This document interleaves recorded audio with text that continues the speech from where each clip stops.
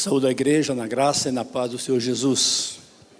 Louvamos a Deus por esse privilégio que Ele nos concede, podemos estar na sua casa, nesta manhã de domingo, dia do Senhor.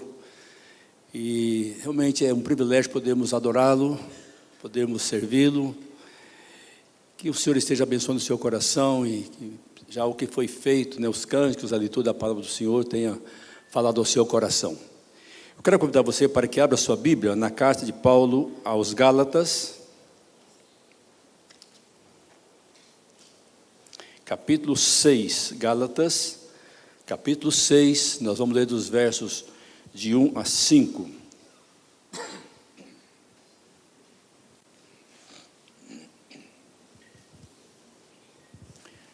Carta de Paulo aos Gálatas, capítulo 6, versos de 1 a 5. Mesmo assentado, mas com reverência, os irmãos acompanham a leitura da palavra de Deus, que diz assim: Irmãos, se alguém for surpreendido em alguma falta, vós que sois espirituais, corrigi-o com espírito de brandura, e guarda-te para que não sejas também tentado. Levai as cargas uns dos outros, e assim cumprireis a lei de Cristo. Porque se alguém julga ser alguma coisa, não sendo nada, a si mesmo se engana. Mas prove cada um o seu labor, e então terá motivo de gloriar-se unicamente em si e não em outro. Porque cada um levará o seu próprio fardo. Que o Senhor assim nos abençoe através da leitura da sua santa palavra. Curva a sua cabeça e vamos orar mais uma vez. Pai, nós te agradecemos o privilégio que o Senhor nos dá de podermos abrir a tua palavra e vermos as lições, os ensinos que o Senhor tem a nos dar através dela. Abra nossa mente, abra nosso entendimento, para que nós não sejamos apenas ouvintes. Que o Teu Santo Espírito realmente fale ao nosso coração. É a nossa oração, Pai, em o nome de Jesus. Amém. Esta carta é dirigida a uma região de várias igrejas, chamada Galácia. E o apóstolo Paulo, percebendo a dificuldade que eles estavam enfrentando na área doutrinária, Paulo então dá algumas orientações e lá no capítulo 1, ele até adverte a igreja, aqueles que estavam com tendências, com propensão a voltar aos judaizantes, que estavam ali querendo fazer a cabeça deles para voltar à prática das tradições. Ali, ele diz, se alguém prega evangelho diferente desse, além do que foi pregado, seja anátema. E Paulo encerra então essa carta mostrando o cuidado que não só aquelas igrejas deveriam ter, mas também nós. E ele já começa dizendo, logo no início, irmãos, se alguém for surpreendido em alguma falta, vós que sois espirituais, corrigi-o com espírito de brandura, e guarda-te para que não sejas também tentado. Então, ou seja, nós vemos essa preocupação. Às vezes nós temos a tendência de, assim como talvez os coríntios, não os corintianos, tá? Os coríntios, eles tinham se achavam melhor do que os outros, traziam para si o fato de talvez terem vários dons, mas Paulo os chama de carnais, de crianças em Cristo. O perigo que nós corremos muitas vezes é que, por conhecermos a palavra de Deus talvez um pouco mais do que outros, ou por estar na igreja há muito tempo, às vezes nos julgamos melhores. E Paulo adverte dizendo, olha, cuidado. E a gente percebe que, olhando o exemplo do Senhor Jesus Cristo, ele foi mesmo perfeito como era, ele foi muito complacente com aqueles que falhavam, com aqueles que erravam, com aqueles que estavam até vivendo de uma forma pecaminosa, os trazia para perto de si, assentava com eles, como fez com a mulher samaritana, como fez com a mulher adúltera, que estava ali sendo condenada pelos judeus religiosos, que se achavam melhores. E Jesus então dá-lhe uma palavra apenas dizendo, olha, vai e não peques mais. Aquilo que aconteceu, aconteceu. O passado ficou para trás. Aliás, a própria Bíblia nos diz lá em 2 Coríntios 5,17, que nós somos nova criatura, as coisas antigas já passaram, todas se fizeram novas. Então nós temos esse desafio para nós, a cada dia, estamos melhorando a nossa caminhada com o Senhor. E fiz algumas anotações que eu gostaria de compartilhar com os irmãos. acerca desse texto da palavra do Senhor. Então, na igreja, as pessoas devem estar dispostas a se apoiar, a ajudar, de fato, a se confortar uns aos outros.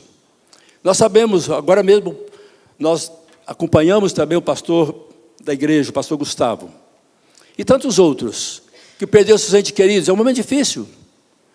É onde nós mais precisamos, é numa hora, nós estamos acompanhando lá um irmão que está numa situação muito complicada de câncer.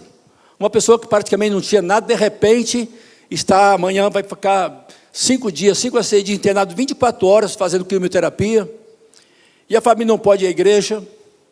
Aí, 2 domingos atrás, nós reunimos um grupo da igreja, fomos lá, a igreja foi lá onde ele estava, para levar uma palavra de conforto. Porque é nesse momento que as pessoas precisam de apoio. Quando está tudo bem, mas mesmo assim nós precisamos nos apoiar uns aos outros. Numa igreja maior como essa, por exemplo, às vezes é mais difícil nós tomarmos conhecimento das necessidades, das dificuldades que os irmãos passam. Daí porque a necessidade também daqueles que estão enfrentando dificuldades. Abra o coração. Conte as suas necessidades para que a igreja esteja acompanhando em oração, para que a igreja possa apoiá-los, confortá-los, dar uma palavra de consolo a esses irmãos que passam por lutas. Cada pessoa, de fato, tem uma carga. Aliás, alguns falam, cada um tem a sua cruz. E que muitas vezes ela é pessoal e intransferível. Mas há coisas que nós podemos compartilhar. Tem coisas que nós não compartilhamos, mas há outras que nós podemos compartilhar e precisamos pedir ajuda uns dos outros. Para que nós recebamos esse consolo que vem do Senhor. Que realmente a igreja possa ter essa preocupação com aqueles que passam por dificuldade. Então, numa comunidade onde todos professam a mesma fé, unidos pelos mesmos propósitos em Cristo, os problemas de cada um são problema do grupo. Ou seja, nós temos que compartilhar as nossas necessidades. A palavra de Deus diz que se um membro do corpo sofre, por menor que seja, o corpo todo sofre. Recentemente eu tive um problema no cantinho da unha, apenas uma cutícula que deu problema. Mas todo momento incomodava. Parece que só a gente bate naquele lugar que está machucado, né? Então, ou seja, o membro, ninguém é mais importante do que o outro. Nós estamos no mesmo grupo, no mesmo corpo. Fazemos parte daqueles que o Senhor Jesus um dia resgatou com seu precioso sangue. Nós fazemos parte daqueles que um dia vão morar juntos na eternidade. Não por mérito nosso, mas por graça, bondade e misericórdia do Senhor. Então nós temos que estar realmente compartilhando uns com os outros. Eu estava vendo esses dias um vídeo que eu recebi. Creio que todos os irmãos conhecem aquele bichinho chamado Joaninha. E ela estava lá em cima de uma pedra, de perna para cima, e não conseguia se levantar. E por mais que ela mexesse, ela virava, não conseguia. Veio uma e tentou pegá-la pelos pés e levantava, batia de costas de novo. Eu fiquei impressionado de ver, até entre os animais, como eles se comunicam. E ela saiu, foi uma certa distância, lá onde estava uma folha cheia de outras joaninhas. E ela chegou lá, não sei, a gente não entende a linguagem delas, né? O fato é que ela chegou ali, ficou ali do lado, no meio daquelas 5 ou 6 que ali estavam, de repente saíram todas voando, foram lá, assentaram sobre a folha ali onde ela estava, e ela conseguiu se virar. Então veja, até entre os animais há esse mover, essa ajuda de uns aos outros. E nós que muitas vezes somos humanos, que somos racionais, temos dificuldade muitas vezes de sentir a dor do outro. E a palavra de Deus diz lá em Romanos 12:15, alegrai-vos com os que se alegram e chorai com os que choram. Nós fomos feitos à imagem e semelhança de Deus. Muitas vezes não compartilhamos aquilo que devemos compartilhar com o outro. Não ajudamos aqueles que precisam ser ajudados. E a palavra de Deus nos mostra essa necessidade de estarmos apoiando uns aos outros. Então, à luz de Gálatas, devemos fazer uma consideração que parece necessária. É que um perigo que corre todos aqueles que Paulo designou com a expressão, vós que sois espirituais. Se vocês se julgam espirituais, vocês têm mais condições de ajudar aqueles que estão mais fracos. Mas muitas vezes, na nossa altivez, na nossa soberba, achamos que somos melhores do que os outros. E discriminamos, a gente vê tantas pessoas fazendo isso. até no meio da liderança, muitas vezes.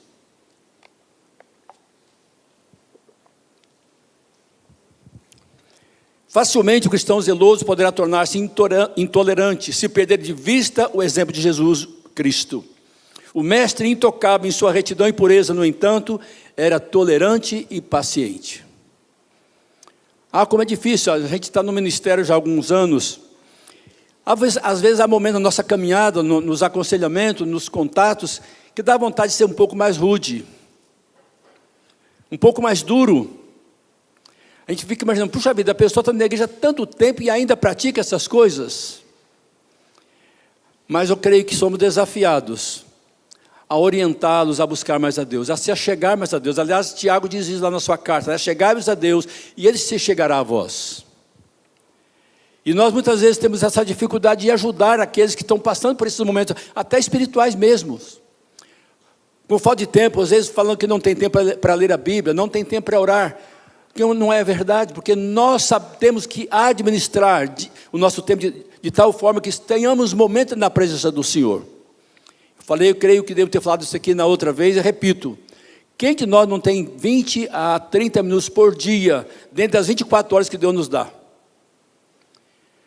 Isso é apenas isso, 20 a 30 minutos por dia, você vai ter tempo para orar e ler a Bíblia toda em um ano, toda. Basta o quê? Sermos disciplinados e queremos aprender. Porque a palavra de Deus diz lá através do profeta Oséias, lá no seu capítulo 6, 3 vezes: conheçamos e prossigamos em conhecer ao Senhor. É o próprio Senhor Jesus que vai dizer no Evangelho de João 5,39, né? Examinai as Escrituras, porque cuidais ter nelas a vida eterna, e são elas que de mim testificam. Ou seja, é Deus que está nos dando a ordem. E se nós não obedecemos, nós estamos em pecado. Que Deus nos ajude a sermos mais zelosos com aquilo que pertence ao reino do Senhor. Eu quero então compartilhar com os irmãos, em relação ao que Jesus fez. Ele comia com os publicanos e pecadores, ele conversou com a mulher samaritana e entrou na cidade dela, a despeito da dissensão entre samaritanos e judeus, que nós conhecemos bem a história, que está lá em João 4. Perdoou a mulher adúltera e livrou-a da sangue dos judeus que queriam matá-la, lá em João 8, repudiar o pecado, mas estender a mão ao pecador, ajudando-o a erguer-se da lama e seguir o exemplo do mestre. Não podemos ser juízes dos outros. Nós não temos autoridade alguma para apontar o dedo para aqueles que estão em falta. Nós tivemos o triste momento assim de ter que disciplinar alguém, recentemente. Como isso dá ao nosso coração? Mas devemos fazer isso com amor. A palavra de Deus nos mostra em vários momentos, lá em Hebreus 12, vai mostrar que a disciplina visa a correção. Paulo vai dizer isso também na sua carta aos Coríntios, que nós não podemos compactuar com o pecado, mas temos que ajudar aqueles que estão passando dificuldade. Ajudá-los a entender que estão entristecendo a Deus, que assim como nós fazemos com nossos filhos, e eu acho que os 3 estão aqui agora de manhã, não sei, não vi o Júnior ainda, mas acho que mas ele sabe o que é a disciplina do pai. Em alguns momentos talvez um pouco exagerada, mas temos que disciplinar. E o Senhor também nos corrige, como a palavra de Deus diz: Ele nos ama, Ele nos corrige porque nos ama, porque nos quer ver perto de si. E o apóstolo Paulo então exorta também aqui, dizendo: olha, cuidado com o julgamento, cuidado com aquilo que você faz. Porque quando nós estamos apontando para alguém, nós estamos também mostrando para nós quem nós somos, e estamos mostrando também que há um Deus que tudo vê, e que julga segundo a reta justiça. Então eu quero compartilhar rapidamente algumas lições nesse texto. A primeira lição é: irmãos espirituais corrigem com brandura os irmãos faltosos, e se guardam para não serem também tentados. Irmãos espirituais, o texto diz bem claro: irmãos, se alguém for surpreendido em alguma coisa, ou em alguma falta, vós que sois espirituais, corrigi-o com espírito de brandura. Não é com rispidez, não é com arrogância, mas com amor, porque ele diz: olha, cuidado e guarda-te para que também não sejas tentado. Como nós somos rápidos em julgar.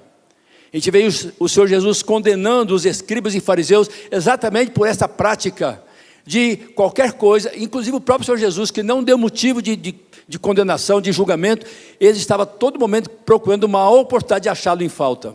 Quantas vezes eles iam fazer perguntas de ignorantes? Uma das coisas que mais me impressiona na vida de Jesus é a forma como ele respondia aos seus algozes, aos seus críticos. Principalmente naquele momento, quando eles queriam pegá-lo para saber se ele concordava de pagar tributos. E eles então dizem, é lícito pagar tributo a César ou não? E Jesus prontamente, conhecendo a ardilosa artimanha deles, falou assim, mostra-me uma moeda. E eles mostram de quem que é essa efígie de inscrição. Ah, é de César, então dai a César o que é de César, e a Deus o que é de Deus. Mesmo o Senhor, que era expert em conhecer o coração, ele não julgava, mas dava respostas para trazer alívio também aos corações que ali estavam. O pecado não pode ser ignorado, nem relevado, tem de ser corrigido com espírito de brandura naqueles que estão sofrendo para ganhar o irmão, não julgar fora. Por isso a igreja, quando disciplina alguém, o conselho, que é na nossa igreja, nossa denominação, tem este papel, né, de se transformar no tribunal em algum momento para dar a sentença àquele irmão em falta.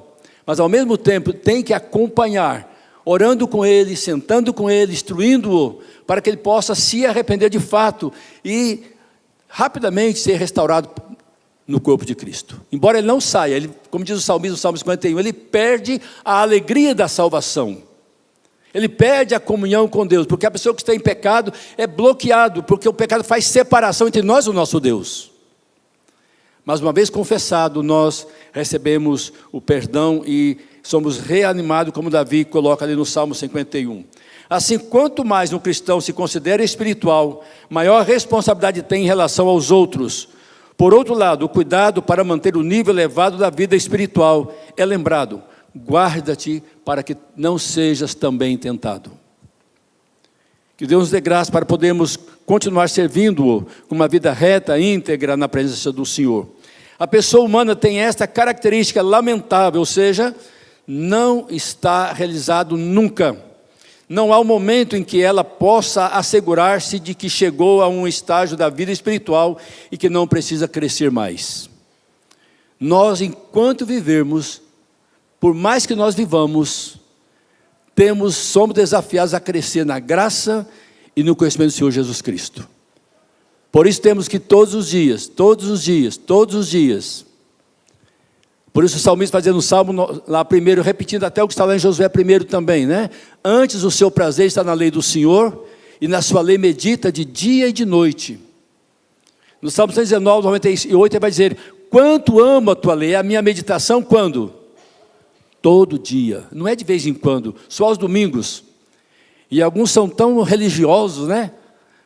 Que vêm na igreja e deixam até a Bíblia na igreja. E no resto da semana, como é que fica? Então, ou seja, irmãos, somos desafiados de fato a conhecer o nosso Deus. Se você olha na palavra de Deus, você vai ver os homens de Deus, o quanto eles gastavam na presença do Senhor. Eu fico impressionado de ver a história de Moisés, de Elias, de Eliseu, do próprio Senhor Jesus Cristo. Mas Jesus é perfeito, tudo bem, Ele foi, não deu margem. Mas os outros homens que a Bíblia menciona, os profetas, eles passavam, eu fico imaginando, gente, como que consegue ficar 40 dias em jejum?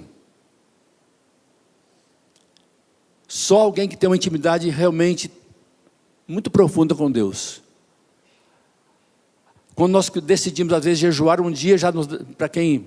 Eu, por exemplo, se eu fico um dia sem tomar café, já me dá dor de cabeça. Eu fico imaginando ficar 40 dias, só mesmo na intimidade com Deus é capaz de fazer algo assim.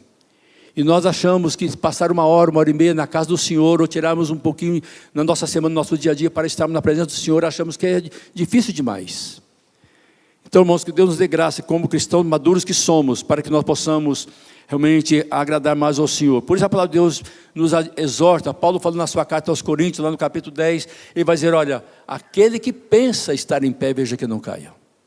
Vós que sois espirituais, cuidado, para que não seja também tentado. Porque muitas vezes nós nos achamos melhores e achamos que fazemos a vontade do Senhor de forma perfeita, mas cuidado com a nossa arrogância. E o inimigo sabe, conhece a nossa atitude, não o nosso pensamento, mas ele conhece pelas nossas expressões, que de fato muitas vezes é esse orgulho, essa vaidade no nosso coração. Então, vós que sois espirituais, cuidado, diz a palavra de Deus. Mas há uma outra lição nesse texto, que está no versículo 2. Cristãos amadurecidos levam as cargas uns dos outros. Uma das tragédias da nossa pobre humanidade pode estar resumida naquela resposta de Caim a Deus. Os irmãos conhecem bem lá no início, quando ele fala: sou eu acaso o tutor do meu irmão? Ou seja, Deus coloca as pessoas no nosso caminho para que nós sejamos como que tutores deles, apoiando-os nas suas necessidades, não é deixar de lado. Que resposta mal criada deu Caim ao Senhor? Nós somos sim responsáveis, Deus nos dá essa responsabilidade para que nós ajudemos, né, se somos de fato amadurecidos, ajudando uns aos outros. Não no sentido de impormos uma pretensa autoridade sobre eles, mas no sentido de ampará-los, de conformidade de compartilhar suas cargas. E não há outra forma plena de cumprir a lei de Cristo, amando aqueles a quem nós devemos amar. A palavra de Deus vai dizer através do apóstolo João, lá em 1 João 3,16, nisso conhecemos o amor em que Cristo deu a sua vida por nós e devemos dar a nossa vida pelos irmãos. Sabe que nós temos tido esse cuidado, que Deus teve conosco, de dar a sua vida por nós, e de nós também darmos, quando Paulo falou aos Efésios, aqui no capítulo 4, ele vai falar também de maridos e o casal, no cônjuge, mas dizendo do marido, que ele deve dar também a sua vida pela sua esposa, o que não é fácil. Mas se Cristo deu a vida, ele diz, nós também devemos fazer isso, amar aqueles a quem o Senhor amou. Uma outra lição que nós aprendemos nesse texto, do versículo 3 diz, cuidado com o julgamento de si mesmo. Cuidado com o julgamento de si mesmo. É fácil alguém encher-se de vento. Só que, ao primeiro toque, esvazia. E quantas vezes nós nos achamos assim, inchados espiritualmente, mas vazio. Alguém chegou a dizer que nós muitas vezes somos muito rasos, mas sem profundidade. Às vezes dizemos que conhecemos tanto, mas quando vai se apurar, vemos quão distante nós estamos daquilo que Deus requer de cada um de nós. Como precisamos, de fato, crescer. Pensar que se vale alguma coisa, não sendo nada, é iludir-se. A recomendação de Jesus é para que nos consideremos inúteis, mesmo depois de haver feito tudo. Essa é a exortação que Jesus fala, olha, vocês devem abrir mão, renunciar, e ter consciência de que depois que vocês fizerem tudo, ainda somos considerados servos inúteis. E quando nós não fazemos tudo, mais inúteis ainda seremos. Que Deus nos dê graça para crescermos nessa área também. Uma outra lição que nós aprendemos aí no verso 4 é, prove o seu trabalho, diz aí o texto, mas prove cada um o seu labor, e então terá motivo de gloriar-se unicamente em si e não em outro. Ou seja, é possível que a conclusão seja sempre a de que não vale a pena gloriar-se. Quantas vezes nós vemos pessoas dizendo, batendo no peito, que é melhor do que o outro? Cuidado. Por isso que mencionei o texto lá de 1 Coríntios 10. Aquele que pensa estar em pé, veja que não caia. O propósito nosso no serviço de Cristo não deve mesmo ser a nossa glória, mas a glória de Cristo. Os versos 13 e 14 desse mesmo capítulo, dessa carta que nós lemos, nós vemos Paulo chamando a atenção da Galácia, as igrejas da Galácia, dizendo, pois nem mesmo aqueles que se deixam circuncidar guardam a lei, antes querem que vos circuncideis para se gloriarem na vossa carne. E ele conclui dizendo, mas longe de mim esteja, ou longe de mim gloriar-se, senão na cruz de nosso Senhor Jesus Cristo, pela qual o mundo está crucificado para mim e eu para o mundo. Longe de mim gloriar-me. O profeta Jeremias vai dizer lá no seu capítulo 9, verso 23 e 24, né, pensando assim, alguns que se gloriam na sua sabedoria, no seu conhecimento, etc, diz, aquele que se gloriar, glorie-se nisso, em me conhecer e saber que eu sou Deus. Ou seja, nós nunca podemos bater no peito e nos gloriarmos, porque tudo que somos, tudo que temos, é graça, bondade e misericórdia do Senhor. Se você está aqui nesta manhã, não é porque você é melhor do que os outros que não vieram, é porque Deus usou de graça com a sua vida também. Louve ao Senhor pela sua saúde, pela sua disposição, e dê o melhor para a glória dEle. E assim Ele vai cada dia nos abençoar na nossa caminhada. É necessário fazer a avaliação do nosso trabalho, pelo menos para nos conscientizarmos de que estamos fazendo toda a vontade de Deus. Eu creio, irmãos, que assim como fazemos nas empresas, fazem todo final de ano, início de ano, para e faz um levantamento para saber os resultados que tiveram no ano.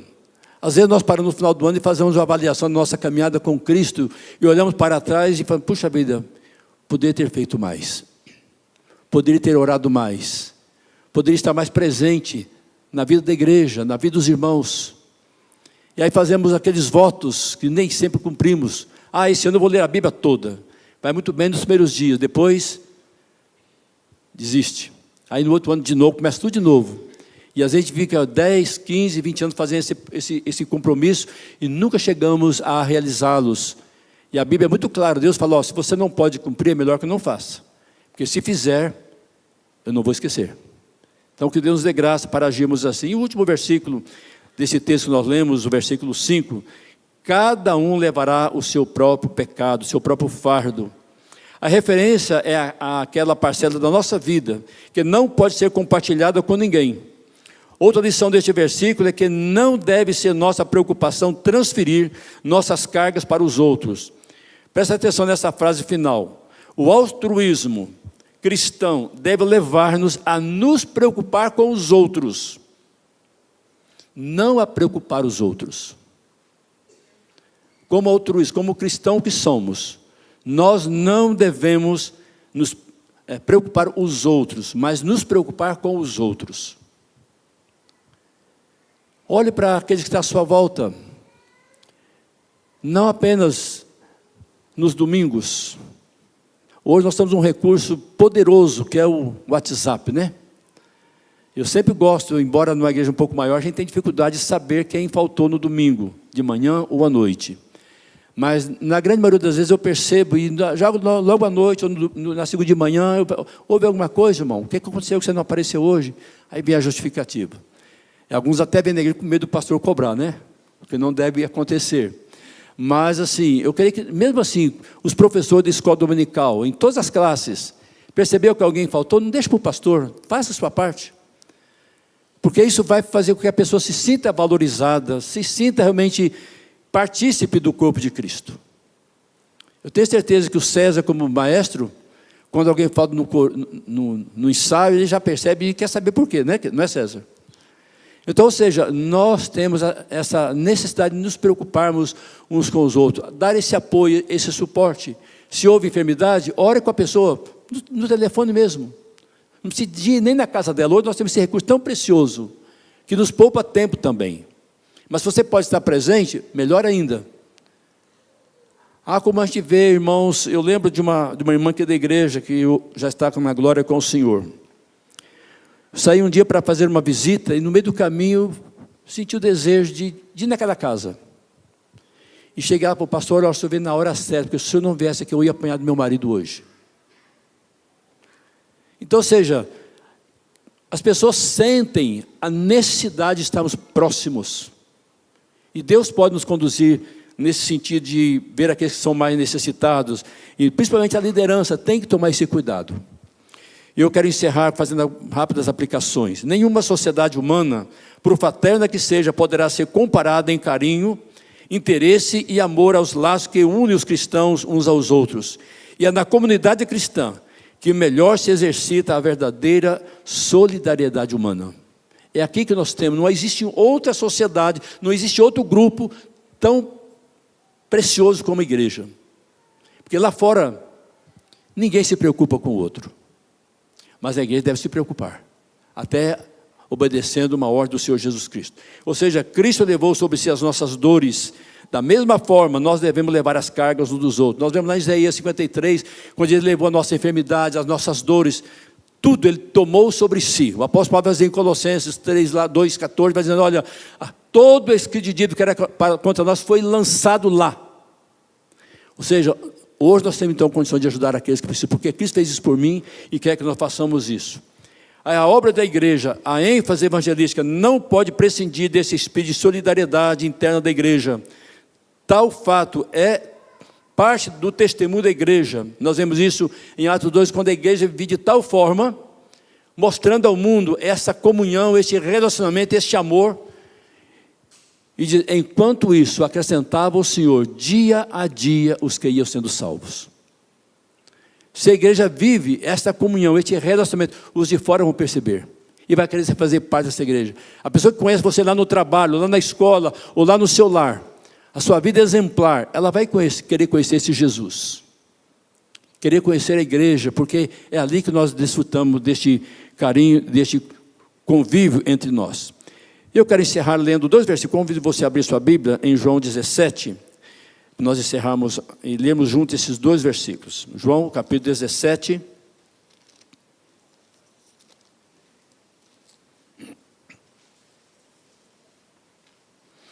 Quando Cristo ora pela união de seus discípulos, o faz com essas palavras. João 17, versos 20 e 21. Vamos ler juntos. Diz assim a palavra do Senhor: a fim de que todos sejam um, e como és tu, ó Pai, em mim, e eu em ti, também sejam eles em nós, para que o mundo creia que tu me enviaste. Eu li o 21, vamos ler juntos agora o verso 20. Não rogo somente por estes, mas também por aqueles que vierem a crer em mim, por intermédio da sua palavra. Veja nessa oração chamada, ou conhecida como oração sacerdotal, a preocupação de Jesus em relação a nós. Para que nós, como igreja, sejamos um, como Ele e o Pai são. Que Deus nos dê a graça, irmãos, e nos fortaleça a cada dia, para que possamos, de fato, mesmo como somos, compartilhar o amor de Deus com aqueles que precisam. Quer os de perto, quer aqueles que estão um pouco mais distantes. Que Deus assim nos abençoe e nos dê graça para continuarmos servindo-o a cada dia melhor. Oremos. Pai, nós te agradecemos, te louvamos por este momento da tua palavra. Ó Pai, dá-nos que tenhamos um coração generoso, um coração paciente, um coração, ó Deus, que de fato ame o Senhor e ame aqueles que o Senhor amou através do sacrifício do Senhor Jesus Cristo. Quantas vezes deixamos a desejar? Mas ajuda-nos, ó Pai, capacita-nos a ter este amor que vem do Senhor, este amor que é derramado em nosso coração pelo Teu Santo Espírito que nos foi outorgado.